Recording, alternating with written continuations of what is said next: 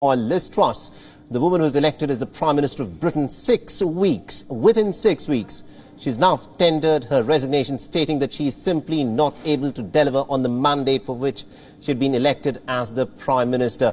Alex, I do request you to stay on with us, but in the meanwhile, I'm told that we are also being joined in by Mr. Andrew Whitehead, who's a former BBC correspondent and also a senior journalist. He's also joining us live from London. Now, Mr. Whitehead, this is something that was expected. Everyone knew that the clock was ticking for Liz Truss, but are you surprised at how quickly things have happened? Well, her political authority has been ebbing away very rapidly since she sacked her Chancellor of the Exchequer and had to basically tear up all her tax-cutting policies. I'm a little surprised it's happened quite this rapidly. I thought she might stagger on for another day or two. But there were dramatic scenes in Parliament last night, chaotic scenes within the Houses of Parliament, which suggested that discipline within the governing party, the Conservatives, had completely fallen apart. And in the last few hours, we've had about 12 or 15 members of Parliament publicly calling for their leader to resign and stand down as Prime Minister. And that's now what's happened. It's astonishing. As you say, she's been in office for just over 6 weeks. She's going to be the shortest-lived Prime Minister in modern British history. But we are now, yet again, looking for another Conservative Party leader who will become Prime Minister. And also, Mr. Whitehead, you've tracked British politics for so long. Do you think it was that disastrous mini-budget that was presented by Liz Truss and her then Finance Secretary, Kwasi Kwarteng, which in fact resulted in this very dramatic exit? Did it start from there? Yes, I think it did. I think it displayed great political naivety, simply not thinking about how the markets would react, thinking that you could promise huge tax cuts without telling anybody where the money would come from, and at the same time insisting that you weren't going to cut public spending. It was intellectually threadbare. It led to a collapse in the pound, a spike in interest rates, which hasn't entirely abated. And the Conservative Party was in a spiral of despair ever since then. And allies of Liz Truss, as well as her critics within the party, have been saying privately she has to go. I think the difficulty now will be whether the Conservatives have any chance at all of regrouping and regaining some authority before the next general election in 2 years' time, because it's important to emphasise that Liz Truss is resigning as Prime Minister, but there will be no immediate general election.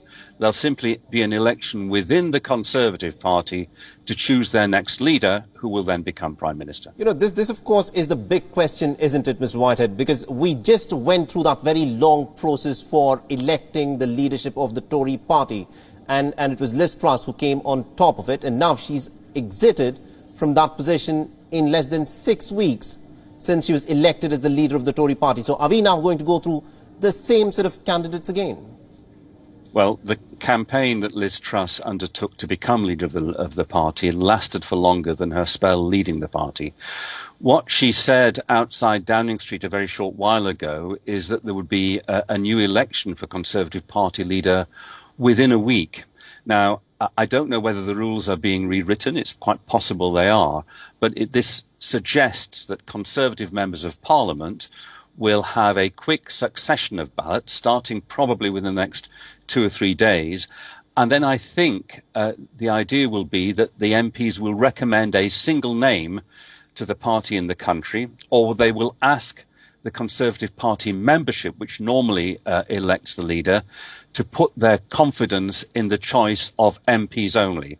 So I suspect this will be a much shorter leadership election than last time round, but as yet we don't know. Absolutely indeed. And so this is how long that Liz Truss has in fact lasted in office. She's the shortest reigning Prime Minister, who's lasted for just over 6 weeks. And the last time there was a Prime Minister who lasted this short was, of course, in 1827. That's how far back we, of course, need to go for the person, to remember the person who, of course, had been the shortest lasting Prime Minister in Britain. Now, my colleague Alex Isat is still with us. Alex, now, this is a very difficult situation for the Tory party. We went through that very long process of electing the leader of the Tory party once Boris Johnson announced that he was stepping down. and the process of electing the next leader, of course, lasted for so long. How soon are we expecting for this process of now electing another leader of the Tory party to kickstart from? Well, we just heard that it's going to take a week, which is unprecedented as well. So we've got to actually find out these details. Is there already a list out there? Have the people who are writing those letters, have they put forward who they want to be in charge? Whenever there's been discussions with the MPs, there has been no one that's come out on top to be suggested that they will be the next new leader of the Conservative Party. Obviously, until then, we'll have Liz Truss will stay in place until a new member is called. Whether or not she will have any power or she will just be there while those below her in her cabinet are dealing with all of the issues that are going on. We've obviously still got this OBR forecast and the 31st of October mini budget policies that Jeremy Hunt said that he will be putting forward. Is that now out of the window? Because obviously someone who knew who was going to come in, are they going to have their own cabinet? We just don't know those questions yet. This has all just happened so fast. And, you know, it was meant to be that we were looking to go and see what that Halloween forecast would come out with. And then potentially Liz Truss would have left then. But now this has happened basically overnight because of all of the issues from the chaos that we saw yesterday. So we do need some more answers of who's going to be put forward. And then will they change the cabinet? Will they still hold on to all of these fiscal policies that Jeremy Hunt has now declared? And of course, we still have that huge deficit of money as well. Will we still be looking to borrow billions of pounds? Will we see interest rates go up and inflation too? There are so many questions that are still unanswered from Liz Truss resigning today. Absolutely, indeed. So she was in office for just about 45 days, and prior to her, the person who'd held this rather unenviable position of having been the shortest reigning Prime Minister of Britain was George Canning, and he had lasted for 119 days before his death way back in 1827. This is a record that Liz Truss, of course, would not be very happy that she's now broken, having lasted at 10 Downing Street for just about 45 days. That's how short the tenure of Liz Truss was. Now, Mr. Andrew Whitehead, if I can bring you in on this. Now, the fact is, Britain is staring at a very difficult winter ahead. The economy is in also a very difficult position in the aftermath of what has happened with Brexit. Now, we've seen what the Tory party has, of course, got to offer. Is there a successor who would now want to put his hat in and want to take things on from Liz Truss? Because the position is not going to be an easy one. Well, the position is certainly not going to be an easy one. And at the moment, the Conservatives are a long, long way behind the Labour Party in the opinion polls. And I think most people currently expect the Labour Party to win the next general election whenever it comes. And that will probably still be 2 years away.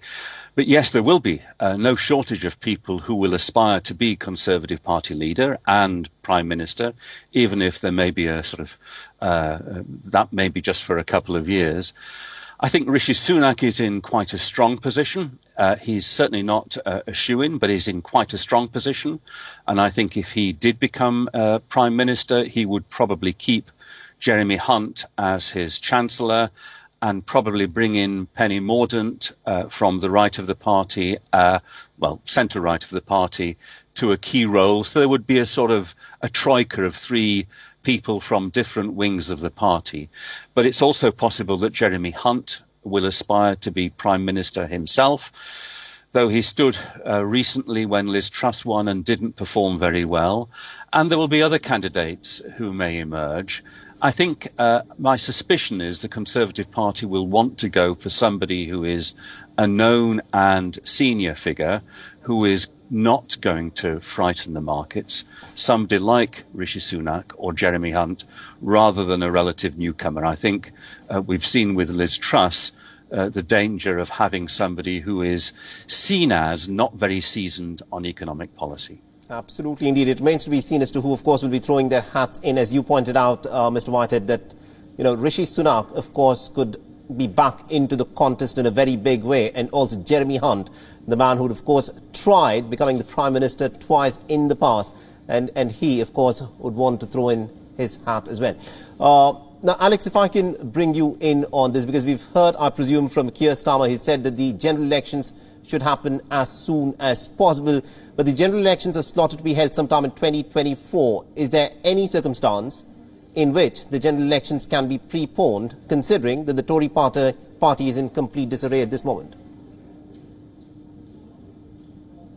Yes, there could be a no confidence vote held, and then the Tory party could ask for this general election, which would be against really everything that they stand for, because it's likely, as you said, with the polls there, that Labour will probably come in and take over. But let's just not forget again that if there is a general election, that isn't going to happen overnight either. You know, we are still facing so many other issues within the United Kingdom that we do keep hearing about: food shortages, we hear about high cost of living, and we hear about bills continuing to go up. I don't think right now that it's really tenable to be able to hold a general election, and that's an extra cost as well. So for both Labour and Conservative and all the other parties that want to throw their hat in the ring for a general election, which is then, you know, that will end up on the United Kingdom's publics. Obviously, they're back with the extra taxes that will go towards trying to do all the marketing and all of that as well. So there's other things to consider when you're talking about a general election. It can't just be a snap decision like Keir Starmer says. And I don't think that he would also think that either. I don't believe that the Conservative members would hold a vote to try and get the general election moved up. It really isn't in their favour.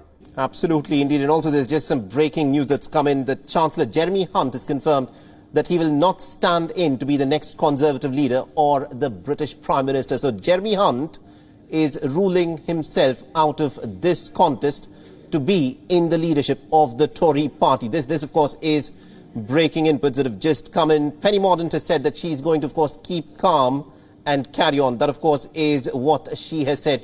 Now, Mr. Andrew Whitehead, if I can bring you in on this. This, of course, is an extremely difficult moment for British politics in general. The Tory party is politically in complete disarray. No one expected that things would get this bad. But are you surprised at the manner in which the Tory leadership has unravelled?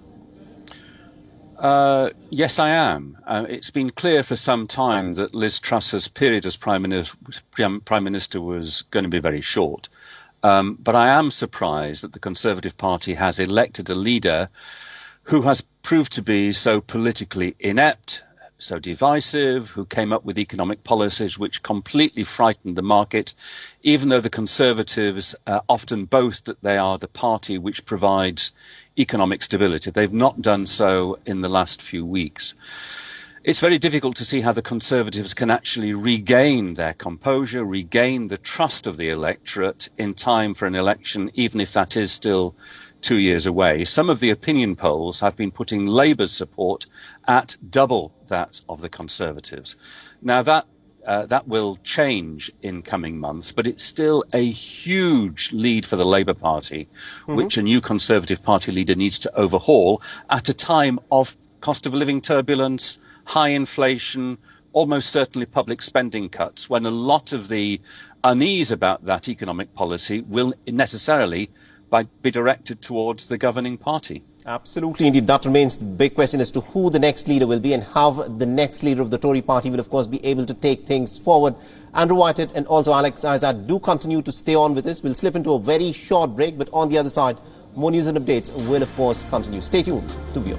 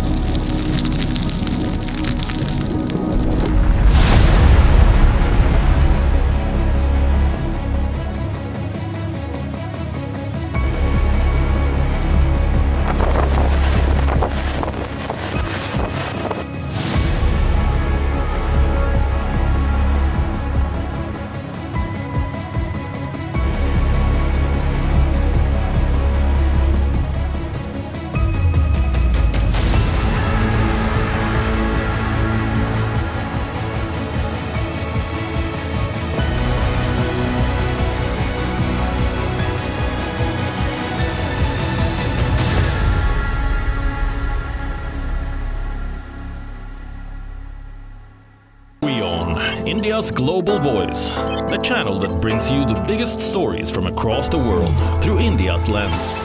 Now available in more than 190 countries worldwide. Because we believe that the world is one. Watch us in Africa, Europe, USA and Canada, South America, Asia Pacific, Middle East and North African regions. Also available on these digital platforms across the world. WION. World is one. Stay connected with the world through WION. Like the page on Facebook. Follow us on Twitter for new alerts. Instagram for videos and images. And the website for the latest news, views and analysis. WIOnews.com. World is one.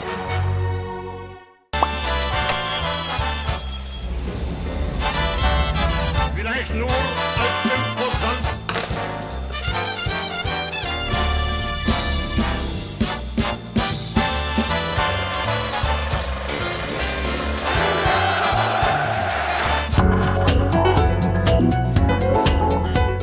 WION, now available on Spotify and Google Podcast.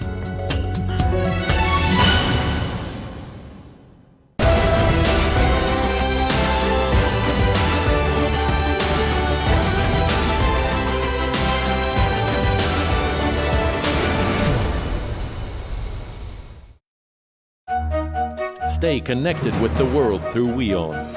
Like the page on Facebook. Follow us on Twitter for new alerts. Instagram for videos and images. And the website for the latest news, views and analysis. WIOnews.com. World is one. It's code red for humanity.